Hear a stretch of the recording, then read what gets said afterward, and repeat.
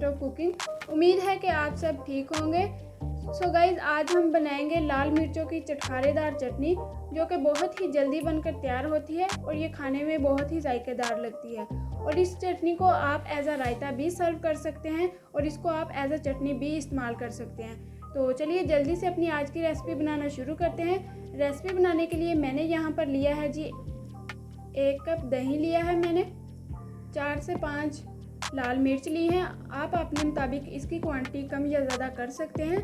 आधा खाने का चम्मच ज़ीरा लिया है, आधा खाने का चम्मच नमक लिया है, 2 खाने के चम्मच मैंने यहाँ पर लिया है हरा धनिया, 3 लहसुन के जवे और 2 खाने के चम्मच मैंने यहाँ पर हरा पुदीना लिया है और यहाँ पर मैंने 1 मीडियम साइज़ का टमाटर लिया है, 4 खाने के चम्मच इमली का रस। तो चलिए अब हम इन तमाम चीज़ों को ब्लेंडर में डालकर अच्छे से ब्लेंड करते हैं। मैं इन्हें ब्लेंड कर आपसे वापस मिलती हूँ। गाइस, जैसा कि आप देख सकते हैं मैंने इन तमाम चीज़ों को अच्छे से ब्लेंड कर लिया है। आप देख सकते हैं कि हमारी ये रेसिपी चंद ही मिनटों में बनकर तैयार हो गई है।